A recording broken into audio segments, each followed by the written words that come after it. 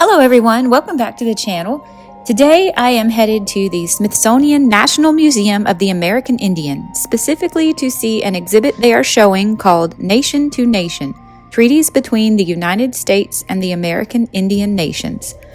This exhibit is on their 4th floor and has been a rolling exhibit since September of 2014. Displaying documents and artifacts that tell the story of the many peace agreements between the Native people and the United States government and subsequent violations of each and every single one of those treaties. Because the actual treaty documents are so fragile themselves, they are displayed for 6 months at a time before being retired to rest, so we will be looking at only a select few documents between specific tribes. Also, I would like to insert a disclaimer that I personally do not generally refer to the Native people of this country as Indians. However, I will be using that reference throughout this video, as that is the name of the museum and also the term used on all the signs and information throughout the museum. I recognize that some viewers like myself may prefer other terms like Native American or Indigenous, and I truly do not mean to offend anyone in this video. I use the term Indian here with respect to those watching, but also in alignment with the museum's own terminology as included in the educational opportunities that I experienced talking to and interacting with some of the employees, all of whom were both native to this country and proud of their heritage.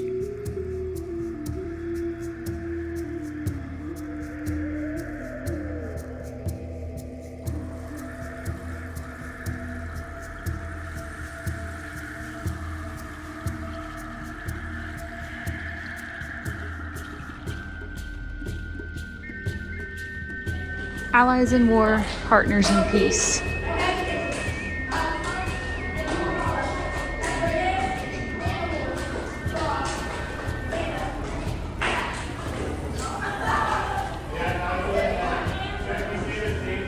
Is that George Washington? Part of me was hoping it was Thomas Spratt and King Hagler.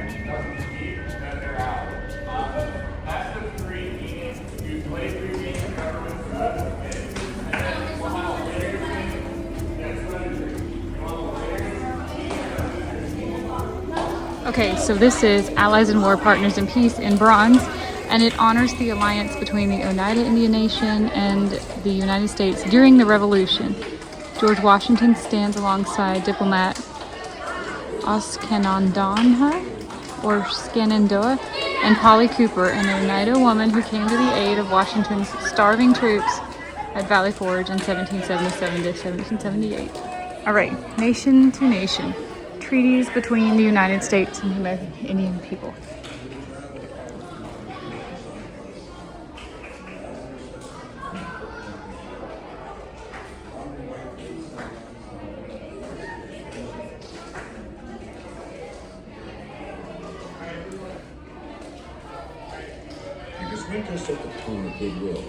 This is Goosewinter 2-row wampum belt is a replica from 2014. It says the 2-row wampum belt embodies an insight of the Haudenosaunee. I'm so sorry if I mispronounce things. I'm not trying to. I'm doing my best. About how neighboring nations coexist. One row symbolizes an Indian canoe carrying everything Indians believe to be true. The other row is the Europeans' ship carrying everything they believe to be true. The belt means we are traveling on the river of life together, side by side. One side isn't going to get ahead of the other. People in the ship aren't going to try to steer the canoe. People in the canoe aren't going to try to steer the ship. 2 ways of being. There's people here, so I'm going to read and not speak out loud very much. All of these Indian nations would fall away, but it wasn't every step in the process of the dispossession of the native nations. People were making choices, so that 100 years later, there are still native nations. The differences on how they viewed land. In consideration and providence for the coming generations. Thank you. Here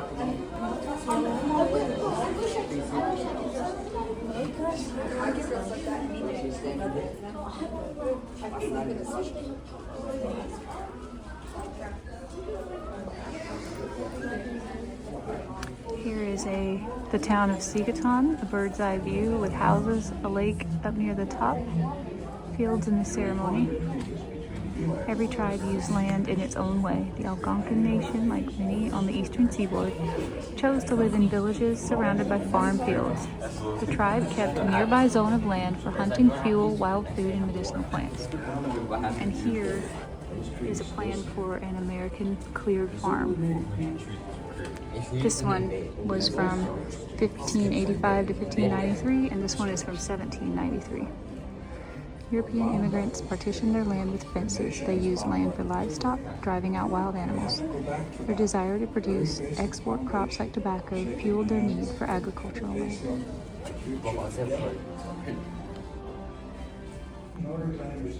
That's King George II, 1729, and Tiyanin Hogo or Hendrik of the Six Nations, 1710.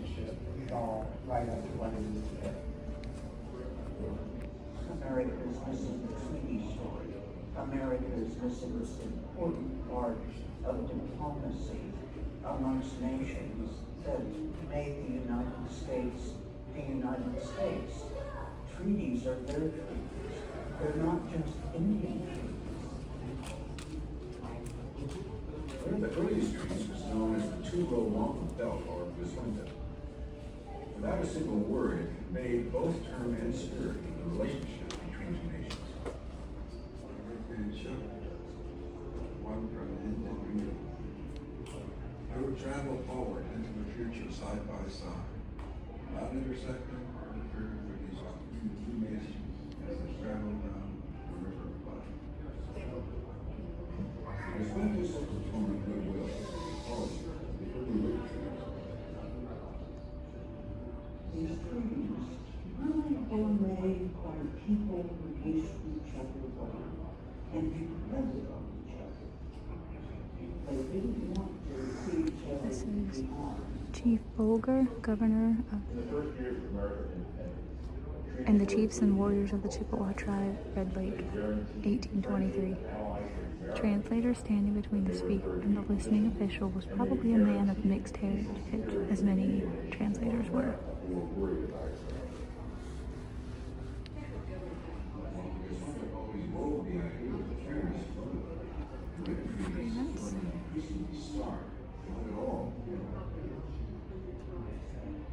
As more and more European immigrants poured into the country, as more and more land was needed, I could say it was confident and to provide the promises that had been made previously were simply to come. People say it was inevitable that the United States would become a nation. All of these nations would fall away. But it wasn't. This is Every step in the Indians giving a talk to Colonel Bouquet in a conference at a council fire in October 1764. At this treaty, the council following Pontiac's war against the British, Seneca said, "While you hold it, the wampum belt, fast by one end and we the other, we shall always be able to discover anything that may disturb our friendship." Oh my.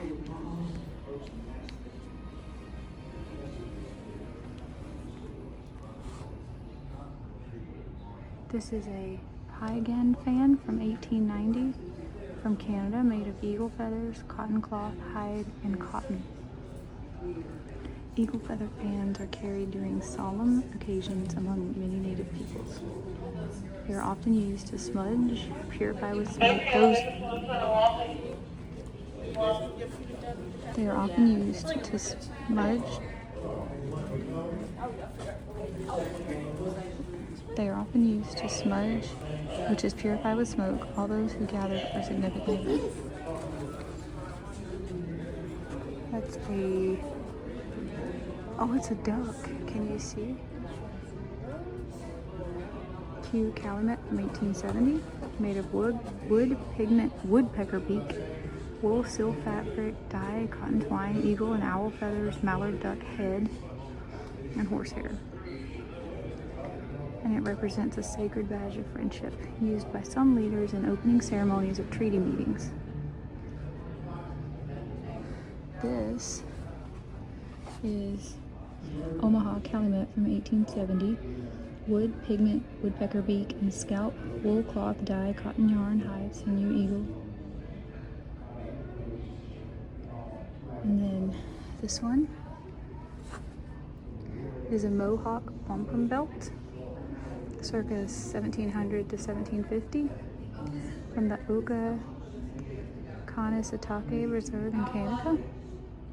It represents the covenant between Mohawk converts and Quebec's Roman Catholic Church. This one is the Wendat wampum belt from Quebec, Canada. The Wendat gave this belt to, I can't say this, Haudenosaunee to create a peace agreement. This long one with the pipe is an Algonquin wampum belt, and it was given to an Algonquin tribe. Belts in this style were exchanged to form a military alliance. And this beautiful one, 1807, Chippewa wampum belt. British Indian Department official William Clouse commissioned this belt to recruit Native allies before the War of 1812.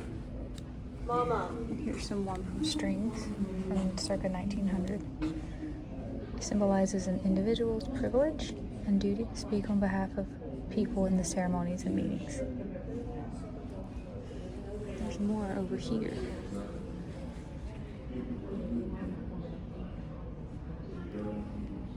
Cedar, sweetgrass, tobacco, corn, and sage.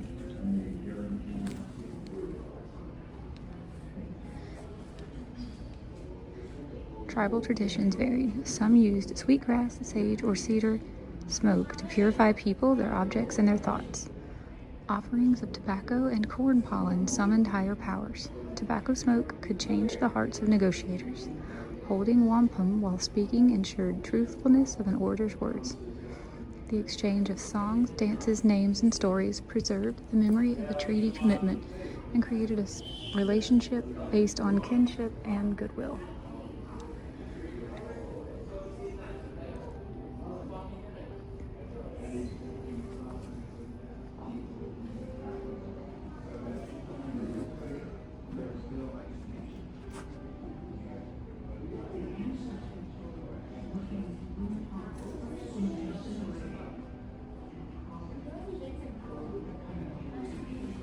This is the painting that we just saw. The description says, audience given by the trustees of Georgia to a delegation of Creek Indians, 1734 to 35. A Muskogee delegation led by Tomachichi, standing below the urn, this one, accompanied by his wife in the red dress, nephew with the bear cub, right here, and delegates. This is a treaty between England and the Delaware, Shawnee, and Mingo, 1765. Leaders signed this document with animal symbols that may represent their clans. The treaty was one of several that included peace after Pontiac's War in 1764.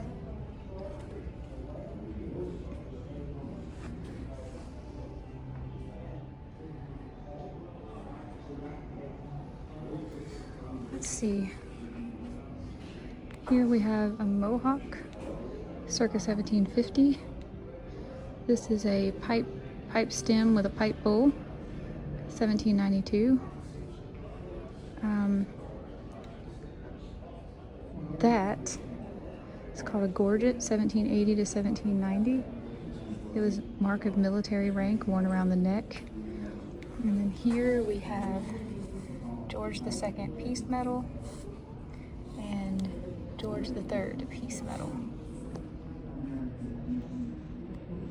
George II and George III circa 1790. Okay, this is way too tiny to read, but the treaties in this exhibit, there's 8 representing approximately 374 ratified between the United States and Native nations. This case will display each featured treaty for 6 months. Their stories appear later in the exhibition. Treaties with Native Indians are kept in a vault at the National Archives just like treaties with any other nation. To conserve the documents, they can only be displayed for a short time. Wow. So it says here, I'm in this window, April 25th, 2025 to October 2025. These are treaties with the Pawnee. I just missed the Western Cherokee. Well, that would be the Western Cherokee, but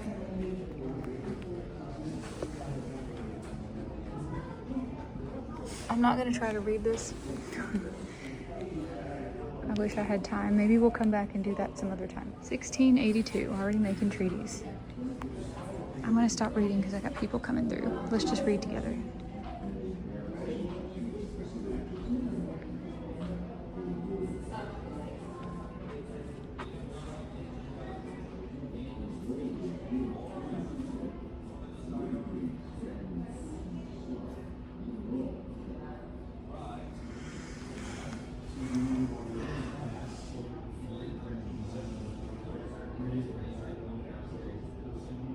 I didn't know this.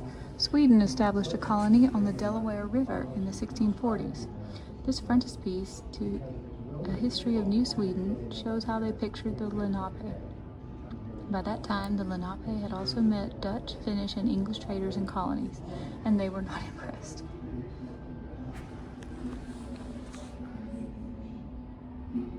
So everything in brown is their homeland. This is a shoulder bag pouch from 1780, probably from Pennsylvania. It's said to have been collected around 1780 near Philadelphia. It is missing its shoulder strap and fringe at the bottom edge. Stained dark brown, the bag is decorated with porcupine quills that have been flattened, dyed, and stitched to the surface. It could easily have been worn by a Lenape leader negotiating a treaty.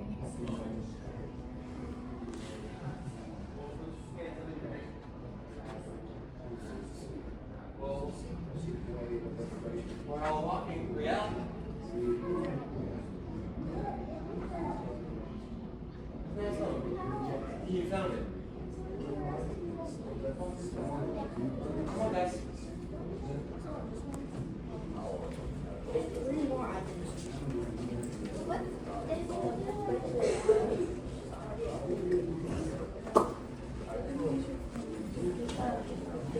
Oh, William Penn.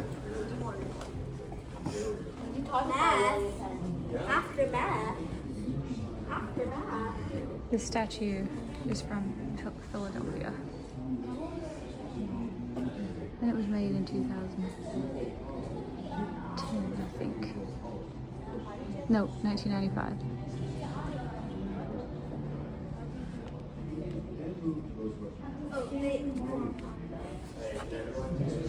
Letter from William Penn to Kings of the Indians in Pennsylvania. Penn wrote this letter to the Lenape before coming to America. It sets out his vision of living peacefully with them.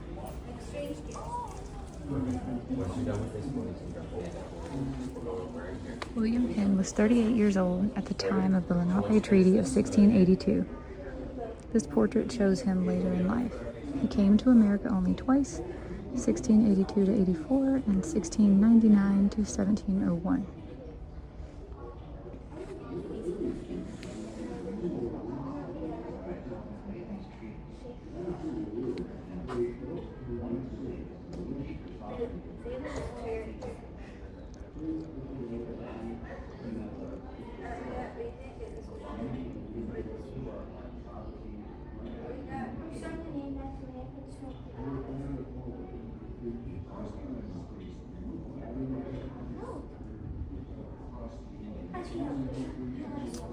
The mural above 1771 to 72 by Benjamin West.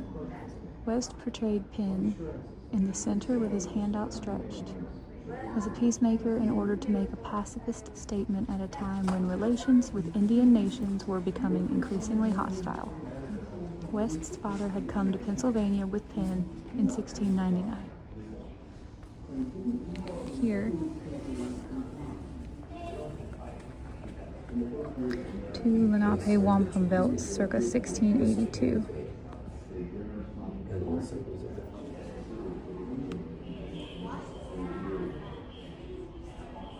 Oh my.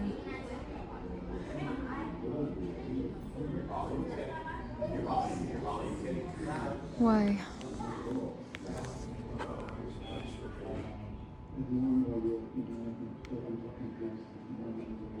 Oklahoma.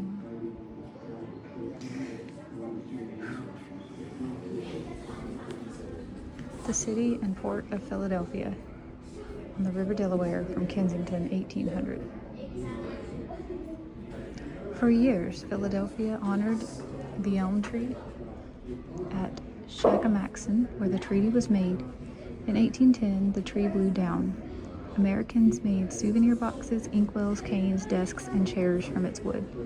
The tree of peace became a tree of trinkets. This here is the Great Elm Tree Box, 1810 to 36. This commemorative box was made from the elm tree under which William Penn is believed to have negotiated with the Lenape.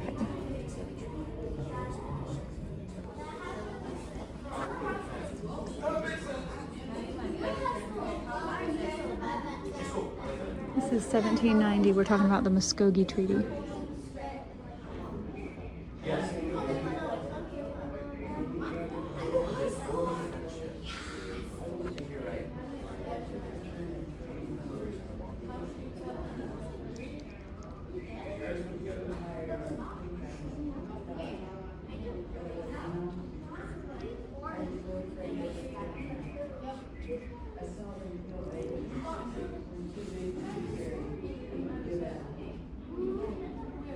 White, you're right. So white represents purity, peace, and agreement. While purple symbolizes. This is, I'm sorry if I'm butchering names, Hopothel Miko, or the King of the Creeks, 1790. He represented the traditional power structure and disagreed with Alexander McGillivray about treaties with Georgia. He called McGillivray a boy and a usurper. We want nothing from you but justice. We want our hunting grounds preserved from encroachments. They have been ours from the beginning of time. That was what Alexander McGillivray of the Muskogee said in 1785. This is, I can't pronounce the name.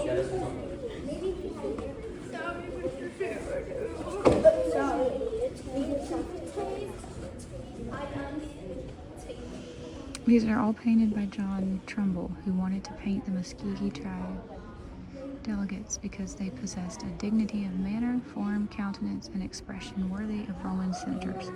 They declined to sit for portraits, so he made these sketches by stealth. Which are beautiful. This just says A Creek from 1790.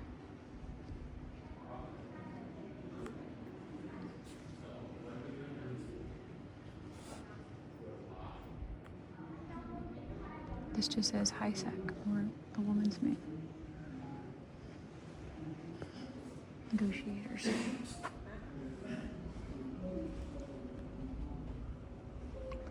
There's a movie going on behind me, so we're going to read quietly together.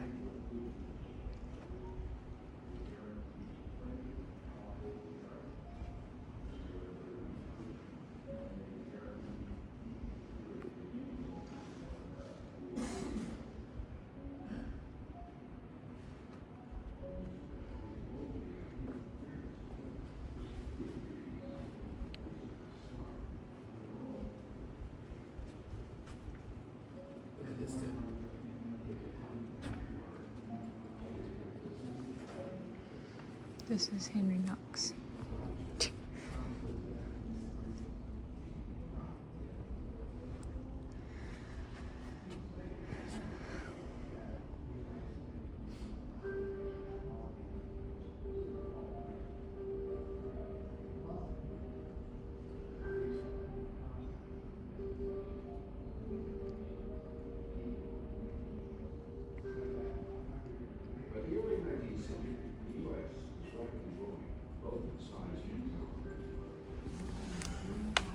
Broad Street, Wall Street, and City Hall. The treaty negotiations took place in New York City, the capital of the United States, in 1790. The Senate's ratification of the Muskogee Treaty was its last act in New York before moving to Philadelphia. This is the Muskogee Treaty 1790, shown at about 50% of its actual size. This thing must have been huge. Here, my hand for reference.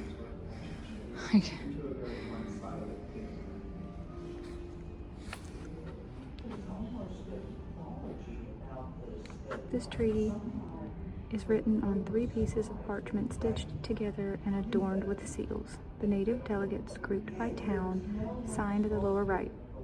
Alexander McGilvray signed first. The rest made marks by their names. George Washington, Thomas Jefferson, Secretary of State, and Henry Knox signed at the bottom. And I'll show you, there's a website if you want to go read it. Right there, americanindian.si.edu/nation to nation. Oh, here it is reprinted from August of 1790. I'm not going to read this, but if you want to read it, just pause.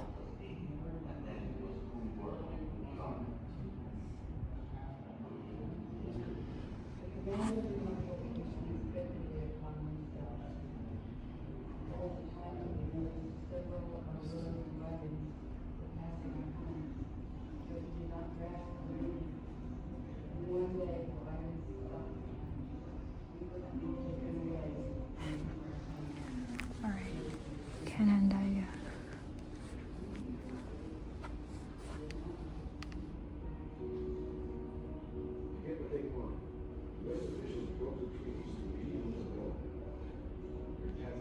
So corrupt, the most trusted treaties became what is known as bad paper. There were people at these treaty negotiations who would be made to get an agreement. So there was very bribery, individual payments made to the tribal people. Alcohol was used, On the right, Kion Twagkai, also known as Corn Planter, 1796.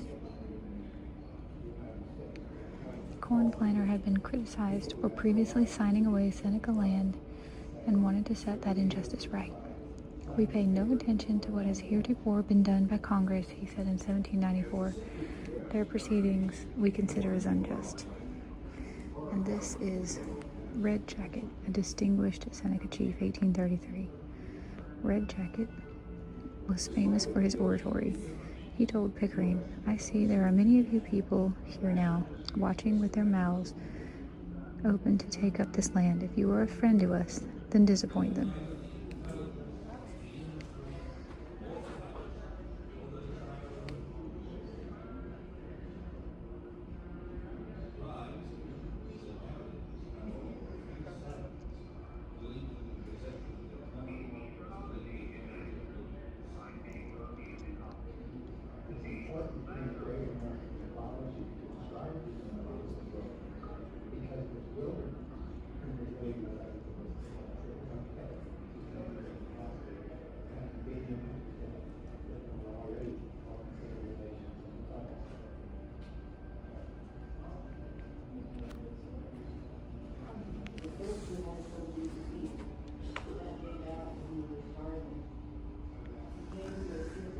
This is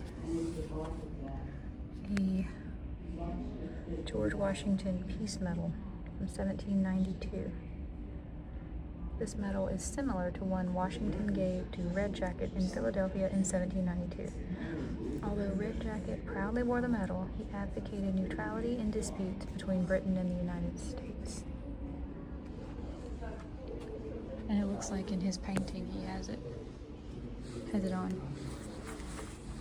This is Timothy Pickering, who had a strong sense of honor.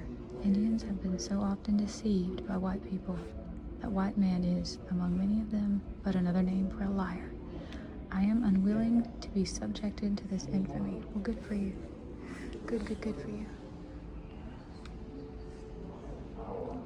This is the Great Canandaigua Treaty. This painting commemorates the Treaty of 1794.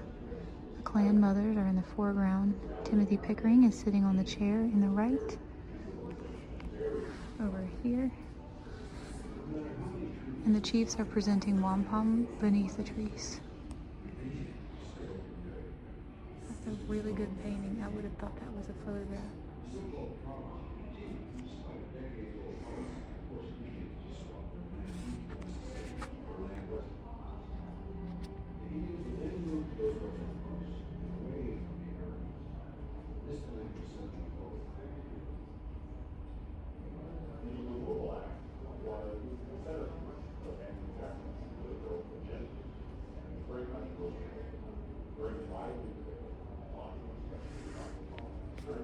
This right here is the actual treaty of 1794 of the Canandaigua, shown at about 50% of its size. It was written on 3 pieces of parchment stitched together and adorned with seals. The native delegates signed with X's by their names. Red Jacket and Corn Planter appear in the last column. George Washington signed at the bottom. Right there. And there's that website again if you want to go read it. Here we have George Washington wampum belt. It's a replica. He had it made to ratify the Treaty of Canandaigua. The 13 figures holding hands represent the 13 states. This is beautiful. The longhouse symbolizes the Haudenosaunee. The figures on either side are Mohawk, keepers of the eastern door, and Seneca, keepers of the western door.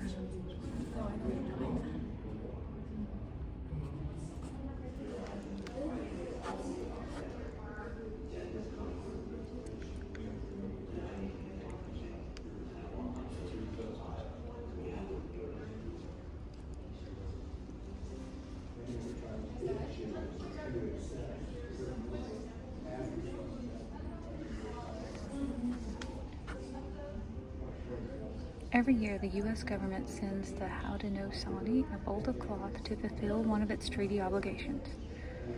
Once the government proposed sending money instead, the nations replied, "The cloth is more significant than money, because so long as you keep sending this to us, there's a chance you'll maybe remember all of the other articles of the treaty." Nice comeback. Here's the lands, the original lands, and the reservations that are still remaining today.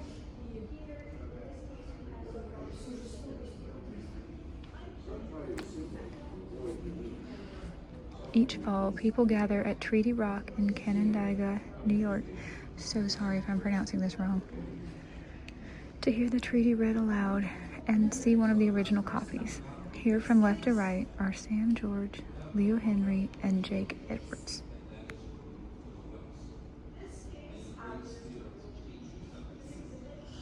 He's wearing what looks like a similar, that must be isn't that a replica? I wonder if that's the real one. And that looks like the one we saw out front when we first got here. Oh no.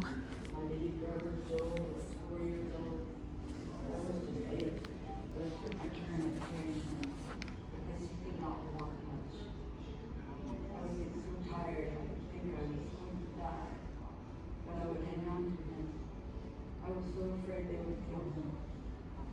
I saw them kill babies, too big to be carried, and would give out. That really was a good that people were falling on the side of the road, being shot, being murdered on the road, being left there. The removal process was done in a way that was not efficient to be used.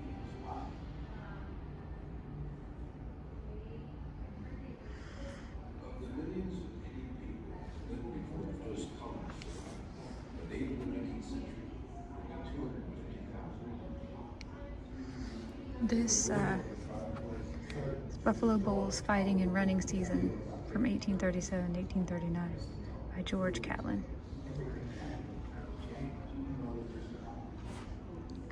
These are some negotiators. I'll tell you their names. Top left to right. Top left, one-horned elk, Weeyakasha or red plume, high toes, goose.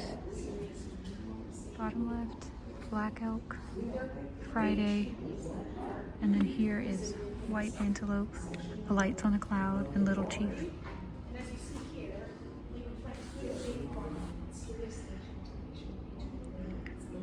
Matasabicia's people were suffering from smallpox when Father Pierre Jean de Smet brought them the invitation to the treaty gathering. He was the only one to sign the treaty.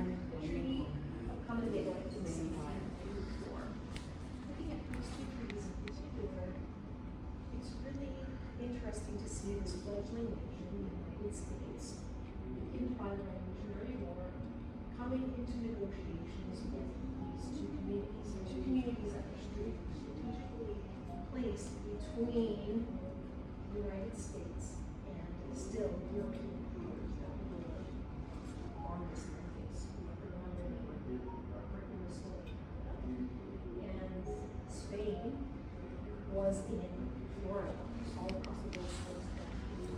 David Dawson Mitchell, Superintendent of Indian Affairs for the Plains Tribes. He had worked for many years for the American Fur Company on the Missouri River.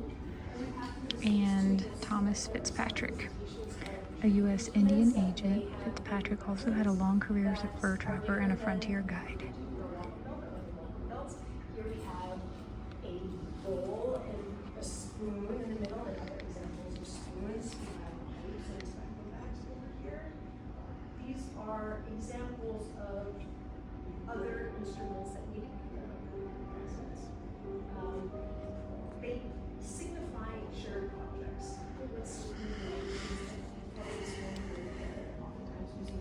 Map of the Upper Great Plains and Rocky Mountain. This map defined the lands of the nations that signed the treaty. Created in painstaking consultation with native leaders, it parcels out 1.1 million square miles. And here is the Horse Creek Treaty from 1851, shown at 90% of its original size. It was written on 4 pieces of parchment stitched together with a blue ribbon. The native delegates' names are at the bottom right column.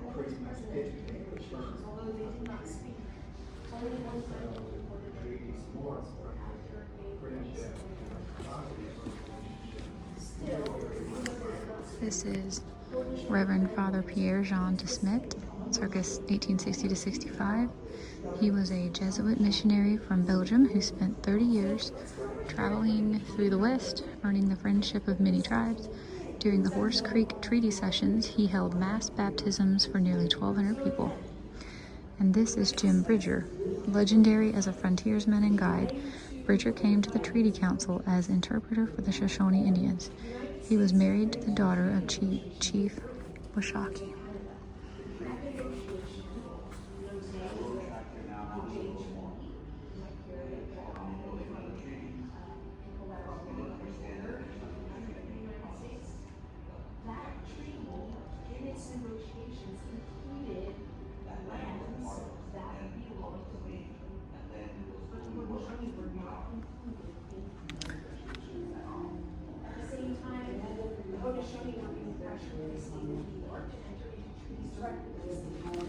This artist's interpretation of this symbol was Peace with the Crows, the peace that concluded at Horse Creek.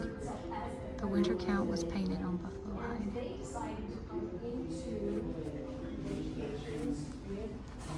This is called American Progress 1872.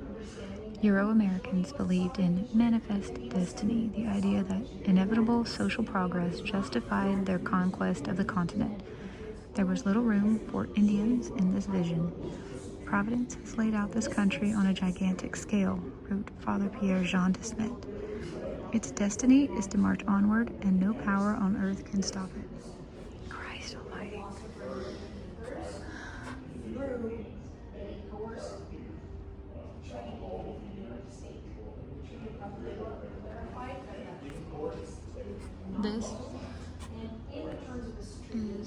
those lands were granted in A Cheyenne painting from the 1890s on a hide.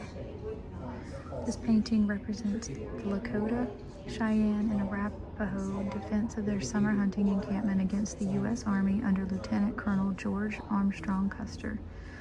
The battle was an overwhelming victory for Indian forces, which had experienced the years after 1851 as an unremitting succession of conflicts. the United States government was worried about. They did not want to have more wars to purchase. This is a pipe tomahawk, 1788 to 1800, from Georgia. It bears two incised British flags and the names Bull and Tustenac Jojo. It is thought that William Augustus Bowles, the self-appointed Director General of the Muskogee Nation, presented the tomahawk to Muskogee leader Tustanuji Hajo Bowles, a non-Muskogee and a Tory, opposed both Alexander McGillivray and the Treaty of 1790. This beautiful thing. This is a bandolier bag, 1814. It is said to have been captured at the Battle of Horseshoe Bend, the climatic clash of the Muskogee Civil War of 1813 to 14. An estimated 800 men died. Holding together different wampum belts, and that use is a little bit different than the state representations. These two figures represent the Seneca, which were on the westernmost side of the Washington Confederacy, and the Mohawk, which was on the easternmost side of the Washington Confederacy. And they are standing next to the house. The Washington Confederacy was known as people of the Long House. This belt was actually commissioned by George Washington to show in good faith that he was entering into an agreement with the Confederacy people, and that he understood their cultural practices and respected them. So let's talk a little bit about what happened after that treaty was made. In this treaty, the United States agreed to a couple other things besides just the land. They agreed to give things like farming equipment because they were really interested in the Native people farming in the way that Europeans farmed. They also promised an annual delivery of cloth. Originally, that cloth was clothing material. It was probably wool, but over time, in order to...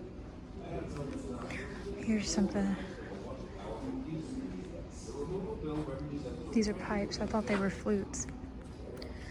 This one is a Cheyenne pipe.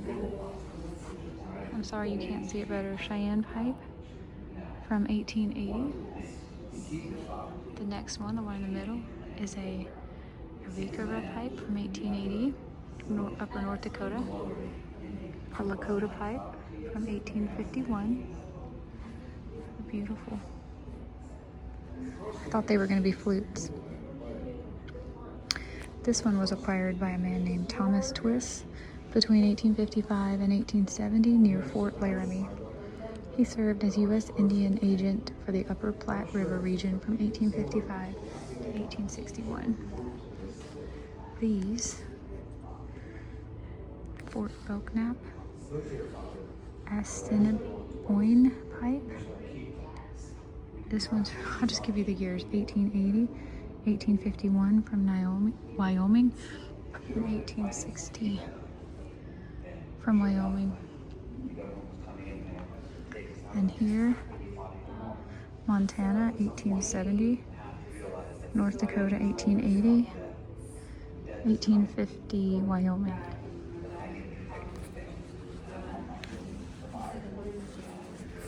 Wow. These are bags, pipe bags. This one, I'm gonna start here on my right hand side. Shoshone, 1870. In the middle, Hidatsa, 1870. This one's Crow, Absaroke, 1870. I am so sorry about these names if I'm getting them wrong. Arapaho, 1885. Mandan, 1851.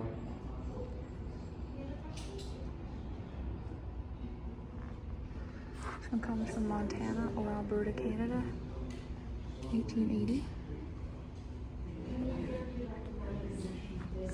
This one, South Dakota, Yankton pipe bag, 1880.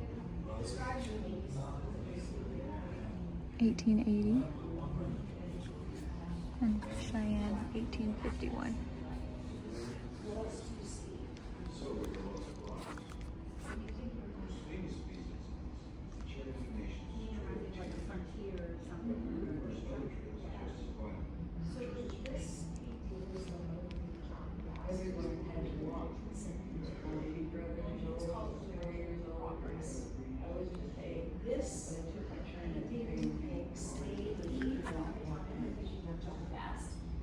Civilization in the form of train, in the form of telegraph, ships coming across this land. As long as things heading too big to carry and to get a What's that? Here, You can see here too. this one is a Thomas Jefferson Peace Medal from 1801. This painting actually This one, shows another George Washington Peace Medal. This one is from 1795. And then we also have an 1814 silver pipe and a James Madison Peace Medal, 1814. Almost forgot about the drum circle. We should go down there.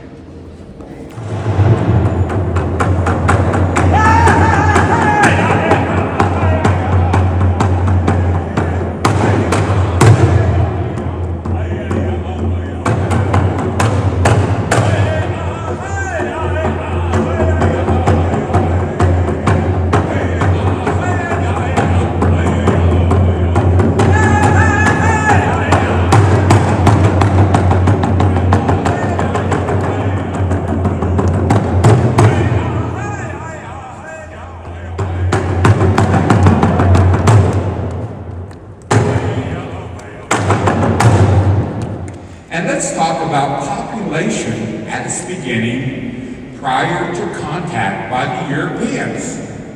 Now, if you were to talk to a scholar, ethnologist, anthropologist, a linguist, archaeologist about populations before the year 1492, there would be a low estimate of 20 million down here and a high estimate of 120 million. While most of the populations of the world were increasing, after contact, ours began to drop and fall very quickly. Until the year 1900, there were 250,000 of us left here on the North American continent. 250,000. Today, according to the 2020 census, there are approximately 5.2 million Americans who have self-identified them to be of American Indian or Alaskan Native descent, and with a standalone or with another race. So 5.2 million, making up 2.7% of the total American population, which makes us the minority of minorities in our country, and also the poorest of the poor in our own country. Anybody else? Questions? Important ideas that we want you to take home from visiting our museum is the diversity among Native people. There are natives in the Arctic. There are natives where it's really cold. There are natives in the swamps of Florida. There are natives in the desert. There are natives on each of the coasts. There are natives in the woodlands, plains, plateau regions. There are natives everywhere because this was our land. And so we have remnants of many different tribes who many no longer exist and have either become extinct or have joined with other larger tribes for survival and now go under their names. For instance, right here in Washington, D.C., just south of National Stadium was the Nacotchtank Village across the Anacostia River where the Anacostan tribes. But today they are called Piscataway. And these are their homelands that Washington, D.C. is on today. Okay, we're gonna go back and pick up where we left off. That was really fun. He played a few songs on his drum and sang, and then there was a Q&A section. And I didn't film most of it, but I learned a lot. That was really fun. I was most interested when they were talking about government rations and why Native people tend to be so sick with diabetes and how sad it is that they went from hunting and fishing and living off the land to living off sugar and flour and oil. And it's just, especially for me, so sad to hear that. Potawatomi story. There's almost a mythology about this, that somehow when the Pilgrims arrived, they were dragging on them. There was no land brought here. The land here was Native nations. And this is what the United States needed. It's what it wanted. They wanted all. They wanted Map showing the Michigan Road and the Wabash Erie Canal, 1833. These two projects converged in the heart of the Potawatomi land.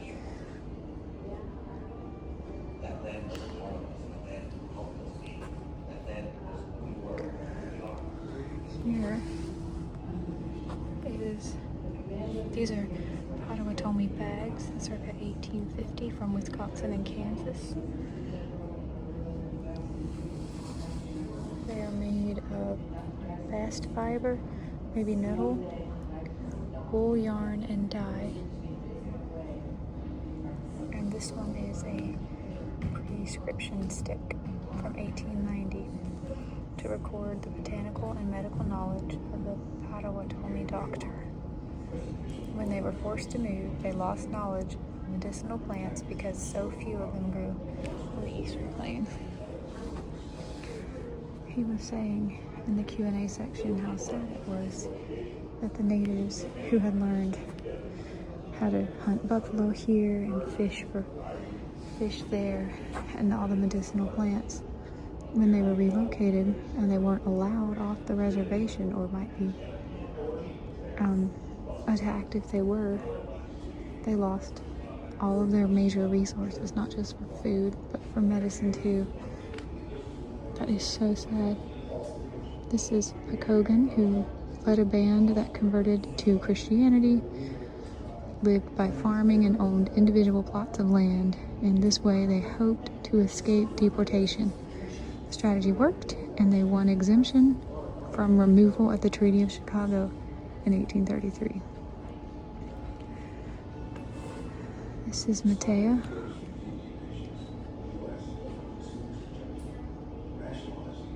A Potawatomi chief in 1838. A distinguished orator and influential leader, strongly opposed the sale of Potawatomi land, but even his oratory could not unite the other chiefs to refuse the desperately needed money offered by Americans. And these are three Potawatomi chiefs, 1863 to 71. Musqueam on the right was a former war chief held in great respect. Musqueam in the middle knew the treaties by memory and spoke for his people in negotiations. And Iowa on the left was a younger man who tried to achieve influence by cooperating with the United States. He signed a fraudulent treaty in 1836. Well, that's interesting. Let's find out more about that.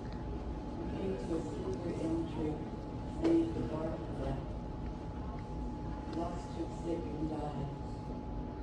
There's people in here again, so I'm gonna just read with you.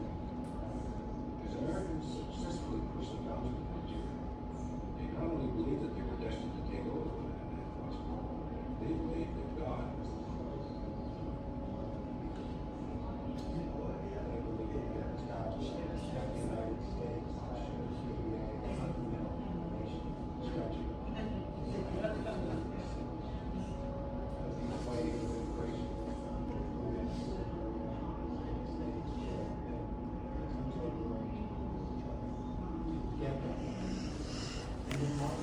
This here on the left is Lewis Cass, the governor of Michigan Territory. He negotiated many important Potawatomi treaties. He supported Andrew Jackson and the removal policy and became Jackson's Secretary of War in 1831. This is George W. Ewing, an Indiana businessman who made a fortune giving Indian customers goods on credit, then demanding payment from the government out of money for Indian lands. Many Potawatomi were deeply in debt to Ewing. And this is Abel C. Pepper. His job was to get the Indians out of Indiana one way or another. A former militia officer, Pepper became a U.S. sub-agent for the Indiana tribes in 1829.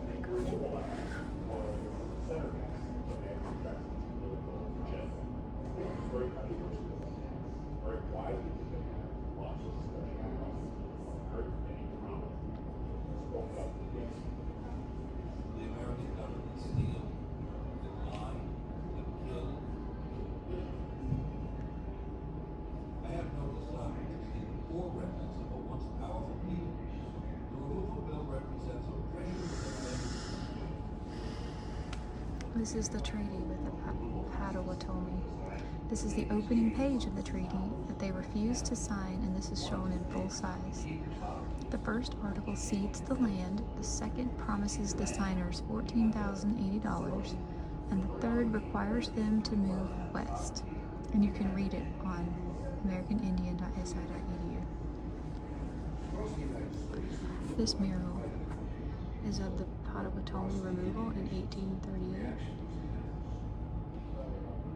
George Winter sketched the Potawatomi leaving Logansport, Indiana. The day before, doctors reported 300 cases of illness, but the journey went on with bayonets prodding in their backs, according to the priest in attendance. 2 people died that day, and 21 more were left behind, too sick to move. This is Souvenir. The mother of Wiwisa.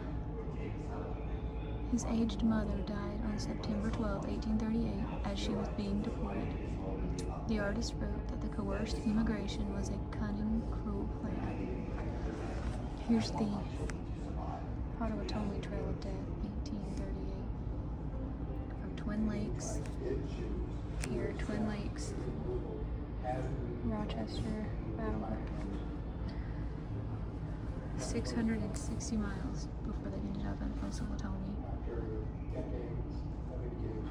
There's a mural up here, council meeting at Lake Kewanee, 1839.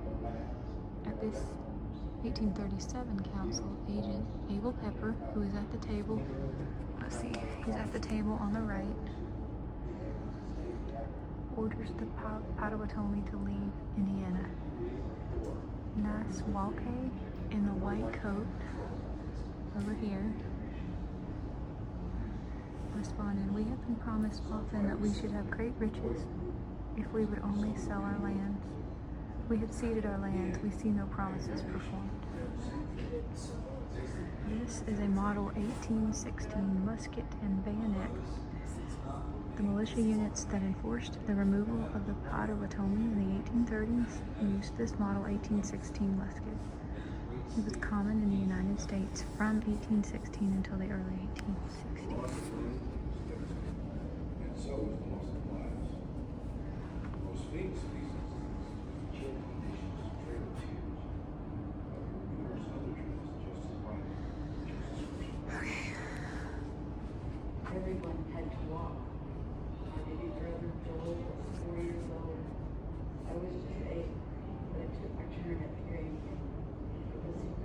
Jeez. I would get so tired, I think I was going to die, but I would hang on.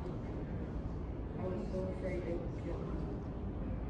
I saw them kill babies, who were too big to be carried and would give out. That really was a go to death. People were falling on the side of the road, being shot, being murdered, and on the road, being left. Through hard work, the Sun Potawatomi removed to Kansas managed to become prosperous farmers 40 years later. Others lost their Kansas homes when they were forced to move on home. And here is a gathering of nations, Potawatomi people from across the United States and Canada still hold reunions in their former homelands. The Pokagon Band in Michigan has hosted this gathering. The Red News Rebuke. Pokagon, an early activist for treaty rights, published 4 books and numerous articles speaking out against injustices endured by American Indians. He distributed this book at the 1893 World's Columbian Exposition in Chicago to protest the rationale for the fair, to celebrate the 400th anniversary of Christopher Columbus's discovery of America. And this is him, Chief Simon Pokagon, in 1897.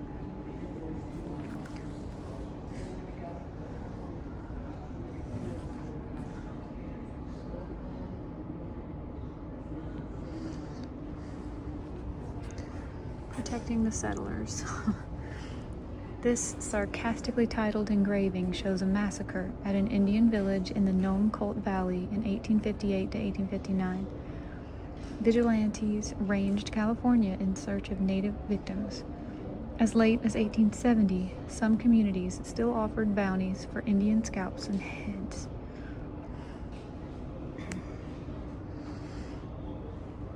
He talked to some about the California natives, tribes at the Q&A section.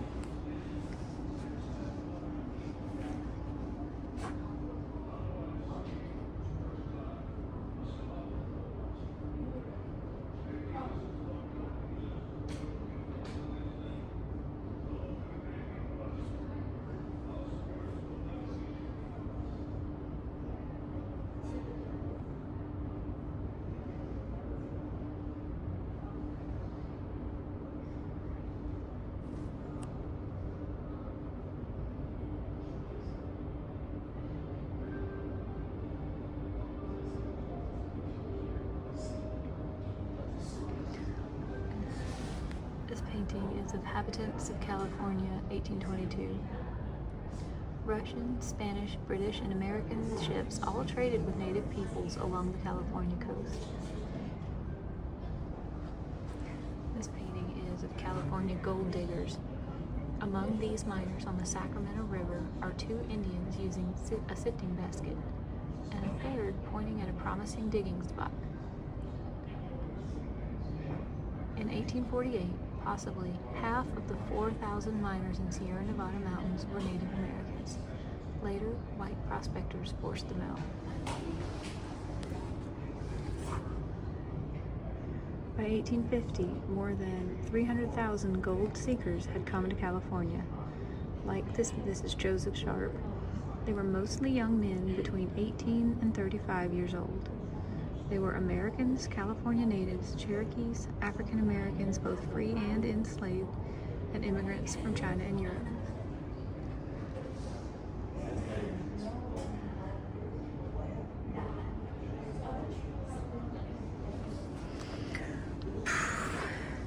Just keeps going.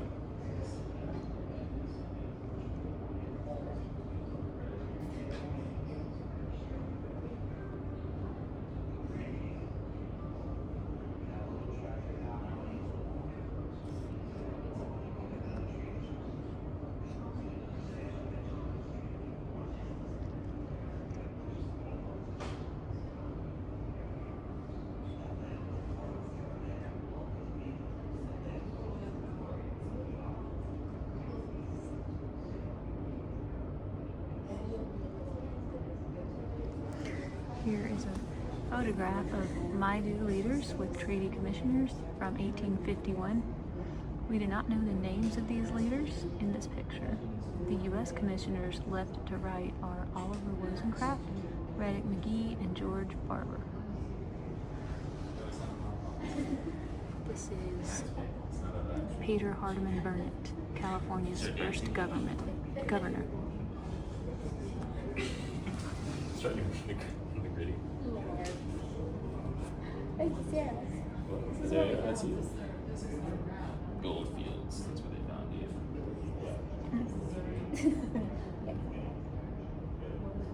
Five.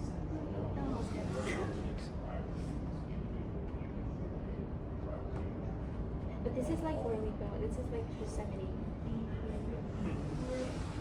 And here's Wozencraft. These zeros are really cool. Looks cool. Have you been? No, looks made it sound cool.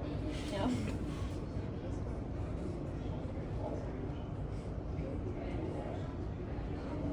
I always love the alcohol. I think they're in Arizona, right? This is an act for the government and protection of Indians from 1850. This California law legalized the forced adoption and sale of Indian children, as well as the involuntary servitude of Indian men and women. As many as 10,000 Indians may have been indentured or sold between 1850 and 1863. Christ Almighty.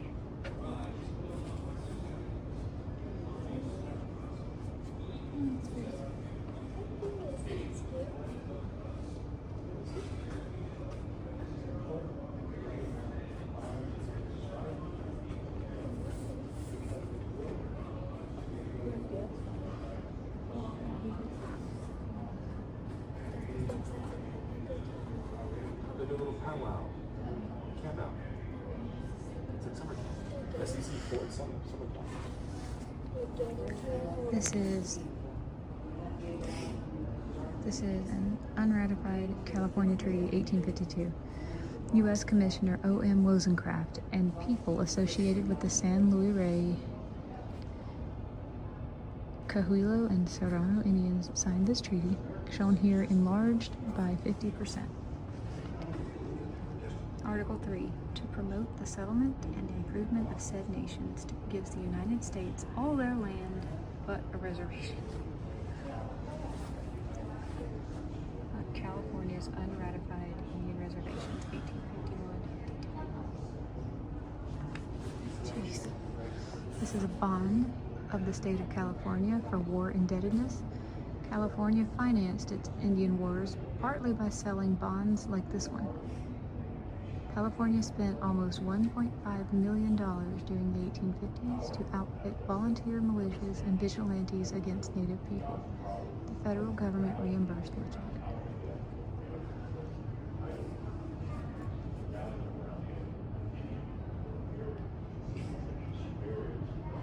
Gosh. Group of Digger Indian women. California Indians were referred to as diggers. May refer to their custom of digging for edible roots. Oh my God.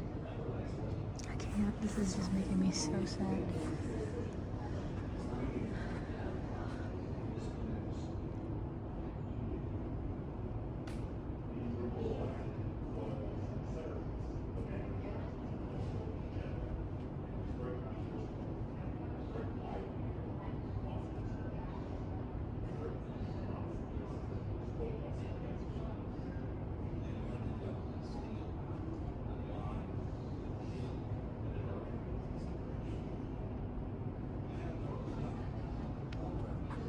This graph shows disease, malnutrition, labor exploitation, homicide, and migration eroded the native Californian population from about 150,000 in 1848 to 15,377 in 1900. A 90% decline.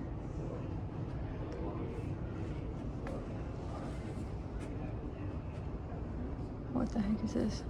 In 1905, the Senate removed the order of secrecy that kept the 18 California treaties concealed. This political cartoon shows Uncle Sam haunted by the ghosts of his past misdeeds. The Navajo Treaty.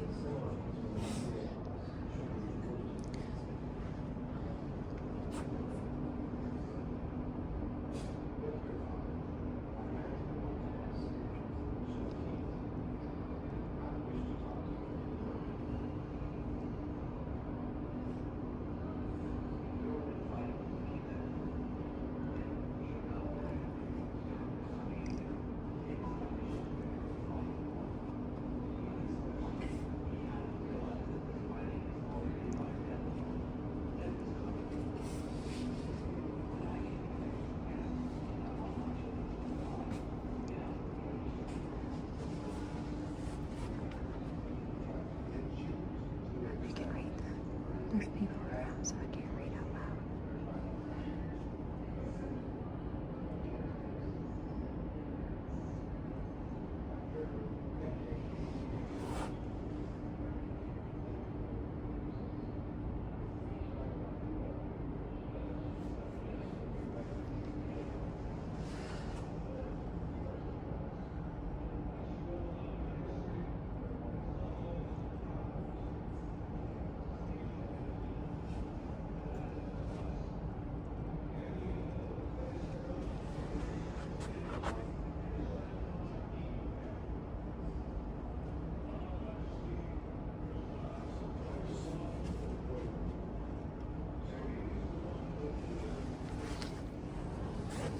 This is a Navajo cross pendant. Kit Carson obtained this cross from a Dene silversmith as a gift for his wife.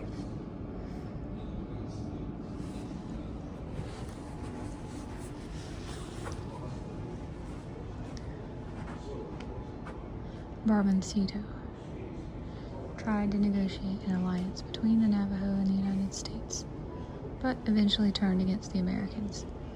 He was removed to Bosque Redondo in 1864, but escaped. He was deported there a second time in 1866.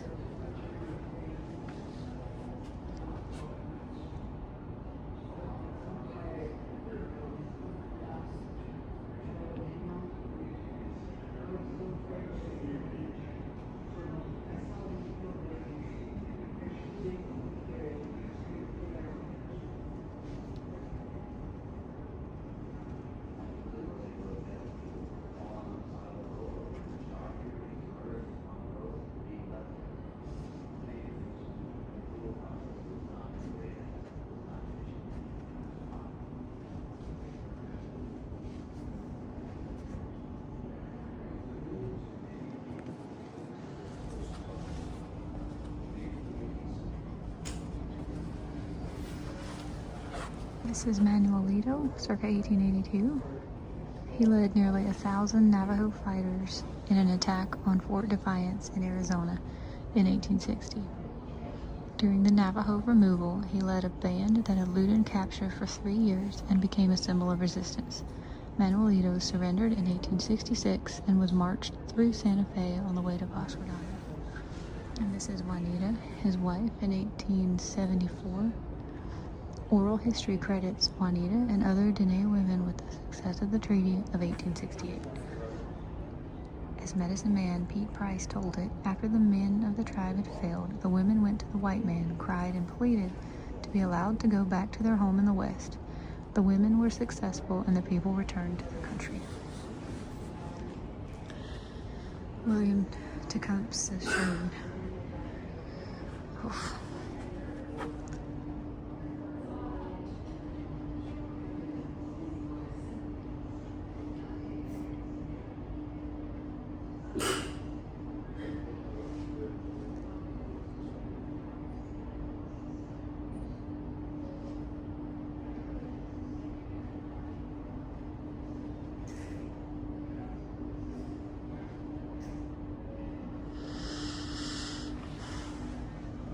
This photo was taken when Juanita and Manuelito, who are seated in the middle, led a delegation to ask President Ulysses S. Grant to restore land left out of the reservation in 1868, and they were successful. This is the Navajo Treaty from 1868. It was written on paper taken from an Army ledger book, and it's been enlarged here by 25%. Article 2 is the crucial one that defines the Navajo Reservation. Sherman, Barboncito, and Manuelito all signed on page 18. The United States agrees that the following district of country to which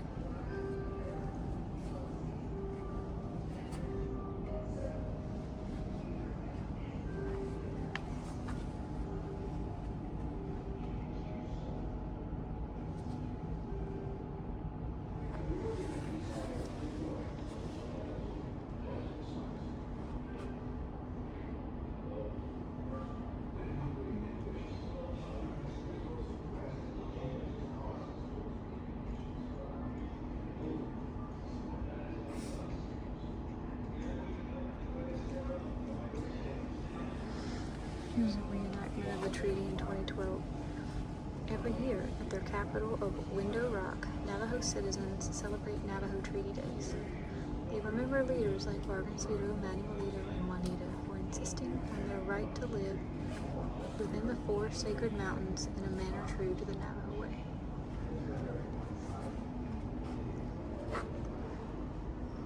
Navajo territory today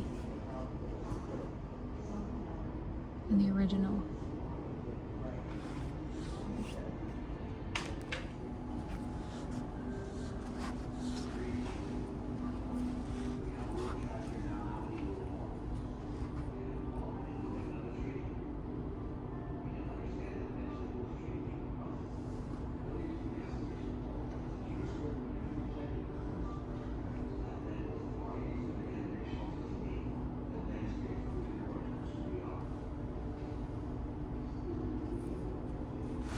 He talked about this in the question answer section, that by 1900 the population was down to 250,000. These are students on the Carlisle Industrial School grounds, 1884. The school used military disciplines, uniform, hierarchy, and conformity to train children in non-Indian culture.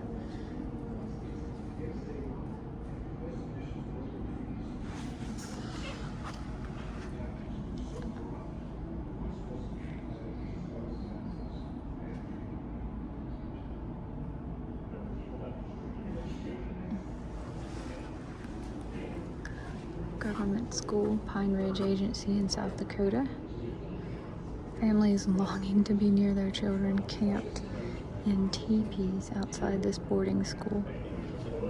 Schools built on reservations enrolled 8,000 students by 1900. That'll make you so sad. These poor parents.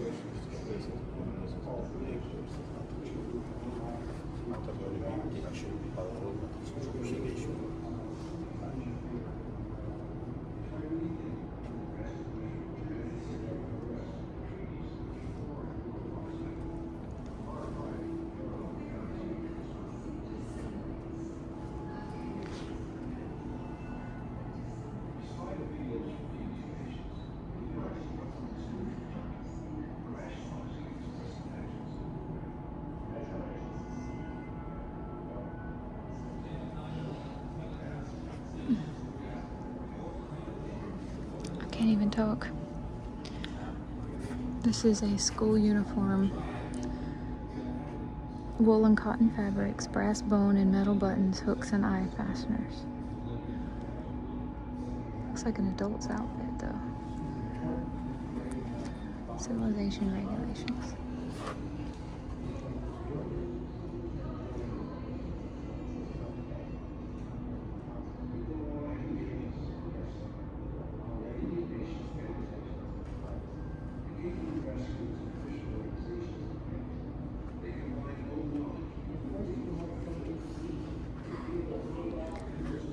Horse pulling a plow guided by an Apache man. 1903.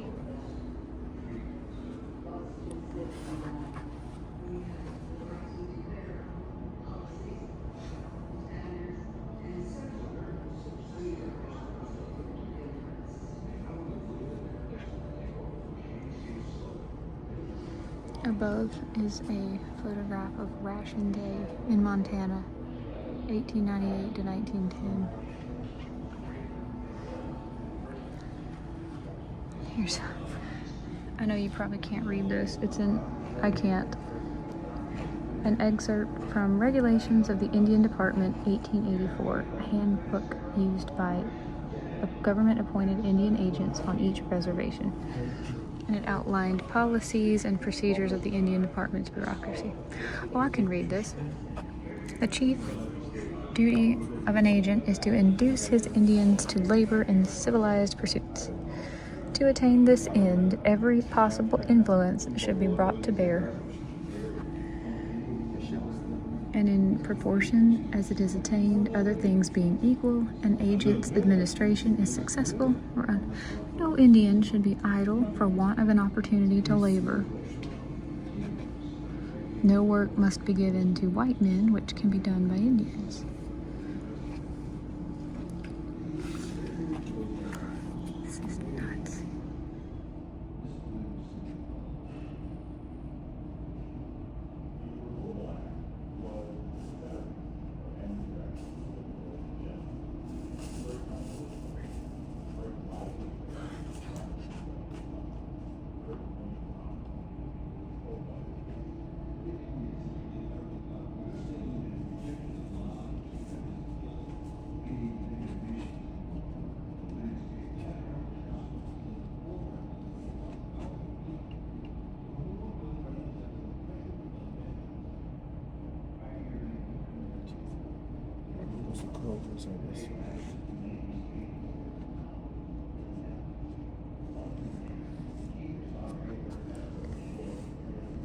That's a Lakota case and Rosebud Agency weekly ration cards.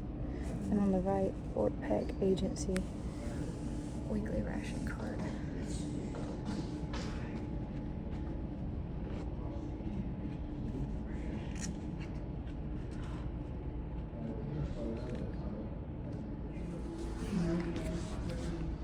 This is Chief Lone Wolf, Kiowa, from 1872. He sued to resist allotment of his reservation, arguing that it violated the Medicine Lodge Creek Treaty of 1867. The lawsuit backfired when the Supreme Court ruled that Congress had the power to violate Indian treaties whenever it wished, so Indian consent was not necessary. And this is Delos Lone Wolf of the Kiowa. Nephew of Chief Lone Wolf, was a former Carlisle student and football star. He used his boarding school education to help his uncle fight back through the courts. The things in the middle that we were walking around right here, you really can't see it very well. This is a Potawatomi blouse. Though of a later date, this blouse is similar to the one worn by Demush Kikia in her portrait. Native Smith stamped and engraved the breeches from rolled sheets of copper, zinc, and nickel. And then there's bracelets too. This is Deaf Man's Village. Potawatomi were educated and entrepreneurial. The farm of a neighboring Miami family shows how many of the Potawatomi live in log homes, raising livestock and crops. This is Demush Kikia. I guess this is the painting they said that blouse was similar to. The Potawatomi had participated in the market economy for almost 200 years. Some had grown wealthy. A little girl, Demush Kikia, was married to a Potawatomi trader. She displayed her prosperity by studding her blouse with silver brooches.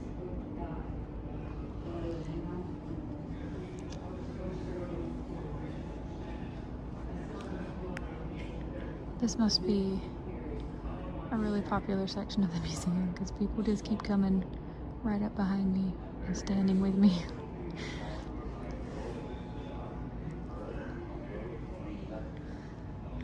What's this? Andrew Jackson piece medal. Did he even have such a thing? From 1832. Just 87 of these large silver piece medals were struck in 1832 for the Jackson administration. This one was presented to Council Chief Seneca White sometime before 1837 during efforts to remove the Seneca of western New York State to a reservation in Kansas.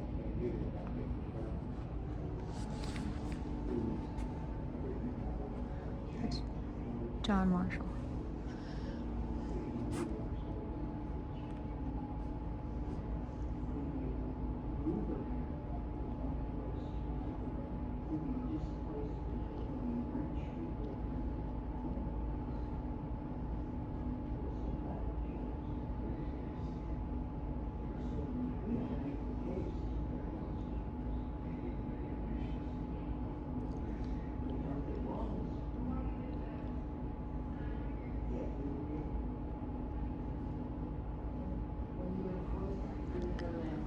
Chief Justice of the Supreme Court, John Marshall, opposed removal, but he had provided the legal justification for it.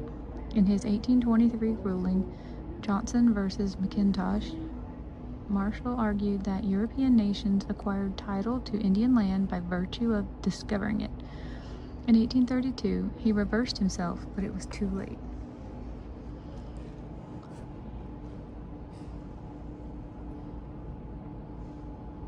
That says, we are despoiled of our private possessions, the indefeasible property of individuals. We are stripped of every attribute of freedom and eligibility for legal self-defense. Our property may be plundered before our eyes.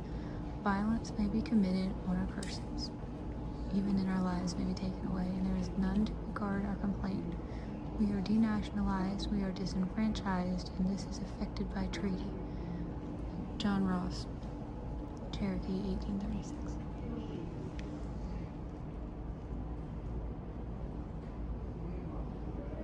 Oh my God.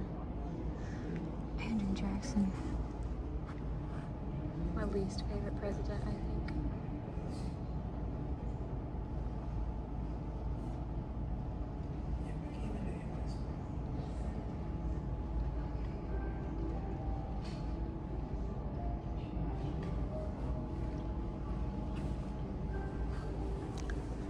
Part of the Cherokee Phoenix. This is an article from February 21st, 1828. This is the first issue of the first native newspaper in the United States. It was bilingual in English and Cherokee, using a writing system developed by the Cherokee under Sequoyah. The paper passionately opposed removal. In 1834, the state of Georgia declared it subversive and confiscated its presence. I'm going to hold this still if you want to pause the screen, but there's no way I can read such tiny print.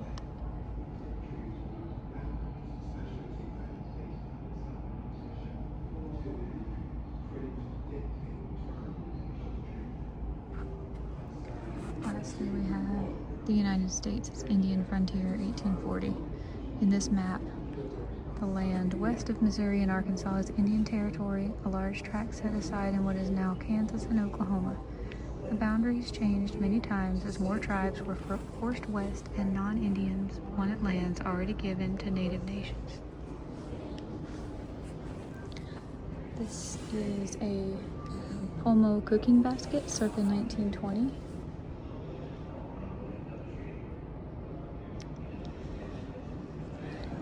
This is a Yokuts cooking basket circa 1900. They lived in the San Joaquin Valley and foothills of Central California. This is a Camellia, I can't pronounce it, basket tray, circa 1900. And a Mighty basket jar, circa 1900. All of these were from California.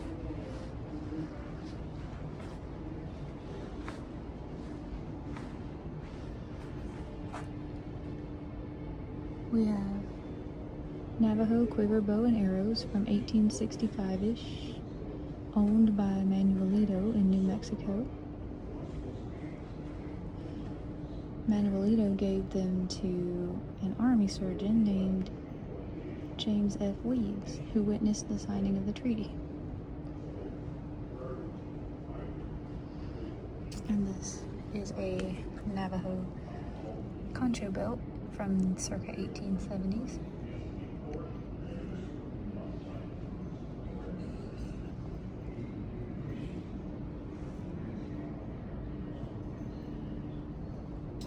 And a Navajo shirt from circa 1860s. Manuelito has one on similar to this in his 1868 photograph. This is a Navajo seraph, circa 1868. Gosh, the colors are so bright. Look at those tiny little weaved stitches. Commercial wool, yarn, and dyes. This belonged to General William Tecumseh Sherman. The most likely time for him to have acquired it was at the Treaty of 1868.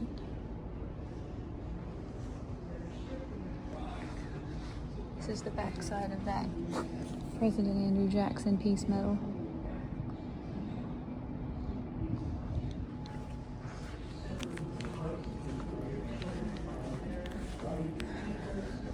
From their parents, from everything that they did.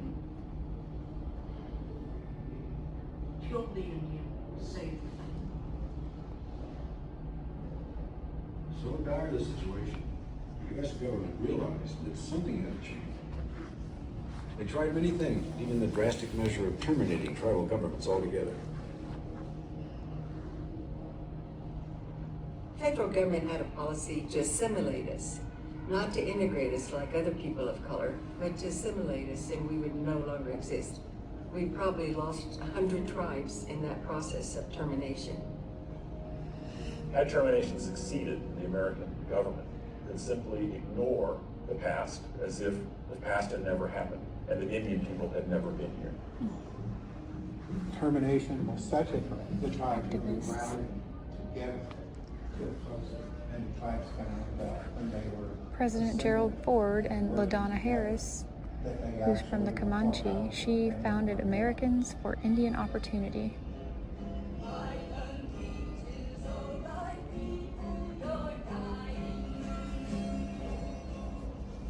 With the law and the treaties on their side, John F. Kennedy being presented with the Declaration of Indian Purpose, 1962. they combined old knowledge with new legal strategy. Centuries They of appealed to wounded knee. Congress and approached the masses. Their message was clear: not just civil rights, but sovereign rights, treaty rights. This is Susan Harger, Cheyenne, and Muskogee speaking to CNN. We are governments within the American system of government. Children playing on the grounds of Washington Monument at the conclusion of the longest walk.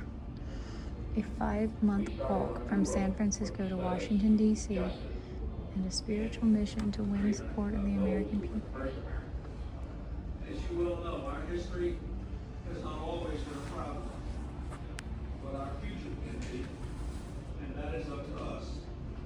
Together we can open the greatest era of cooperation, understanding, and respect among our people ever. This is an AIM drum, amplifier, and accessories from the 1970s. The AIM, which is the American Indian Movement, was organized in 1968 to police the police in Indianapolis, Minnesota, where Indians were arrested and convicted at high rates. AIM was part of the Trail of Broken Treaties caravan that resulted in the 6-day takeover of the Bureau of Indian Affairs building in Washington, D.C.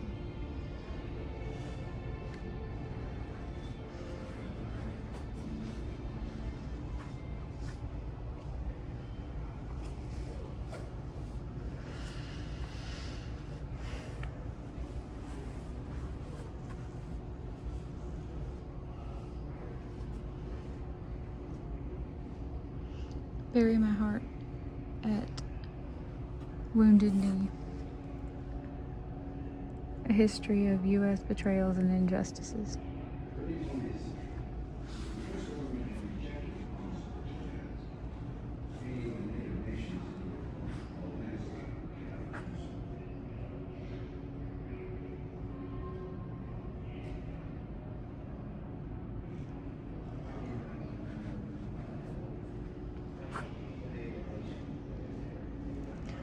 Here is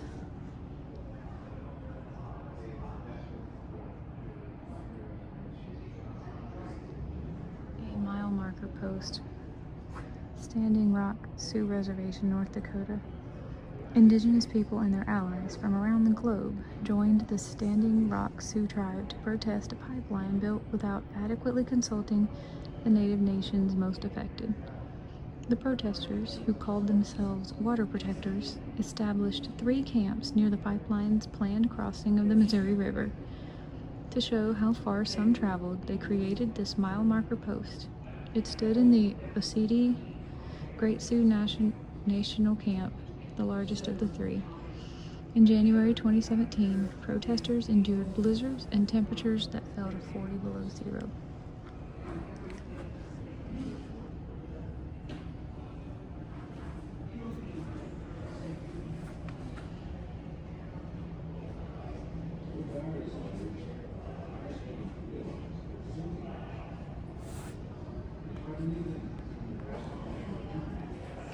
We're almost done with this section.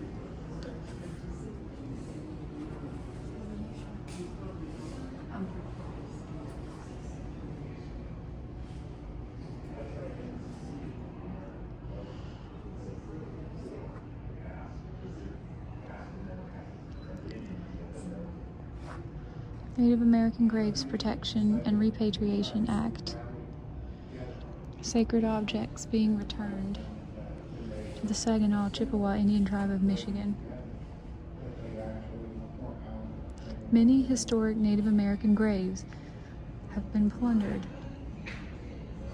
Human remains and funerary objects have been kept by museums, universities, and other repositories. NAGPRA protects graves on public land and provides for the repatriation of cultural patrimony, human remains, and sacred objects. 1988 Indian Gaming and Regulatory Act. Casinos have given tribal governments a source of funding that has transformed social services on reservations. The money supports housing, education, health, and other public programs. This is a deck of cards and casino chips from 2013. American Indian Religious Freedom Act of 1970. I'm going backwards, aren't I? I just realized. Religion linked to the landscape still struggle to convey their principles to non-Indians. Tribes assert that the American Indian Religious Freedom Act should provide access to and privacy for ceremonies at sacred sites on public lands. This is a Kiowa peyote fan from 1915. Worshippers hold feather fans like this during services of the Native American Church, which has an estimated 250,000 adherents. Known as the Peyote Way, the ancient religion came to the plains from Mexico more than 100 years ago. Indian Child Welfare Act, Indian Self-Determination and Education Assistance Act.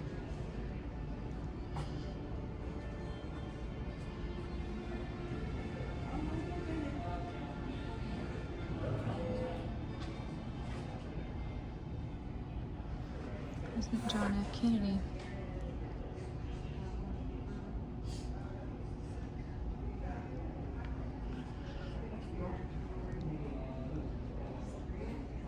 As a staffer on Capitol Hill, Girard formed a friendship with influential Senator Jackson that changed Jackson's position on Indian issues. In 1977, President Jimmy Carter nominated Girard as the first Assistant Secretary for Indian Affairs. This is a gavel from 1995.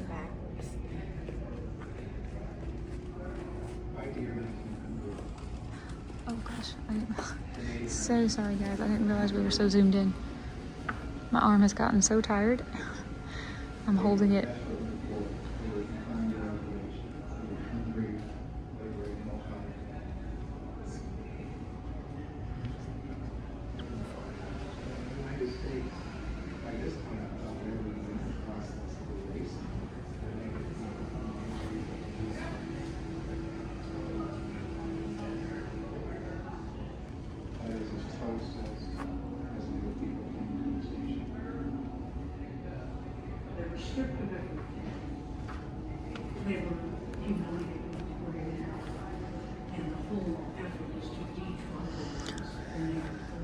Well, I think I'm going to skip over the majority of this.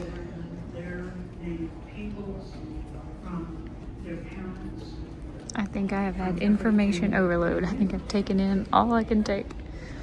This is fishing equipment, fish hooks, spears, clubs, etc. Guys, I think we have finished this entire exhibit, nation to nation. One exhibit. Okay guys, this is something I have wanted to start doing for our time in Washington, D.C. When I visit a museum, I like to check out the postcards in the gift shop, so sometimes I will be picking up one for the channel. I will send this postcard out to the first person who comments on this video and tells me that they want it. If you're the first person to ask for it, I will leave you a comment with an email address so you can give me the address to mail the postcard to, and I'll write a little note on it and send it out with the next mail pickup. Thank you so much for watching. This is a little something I want to do to show my appreciation.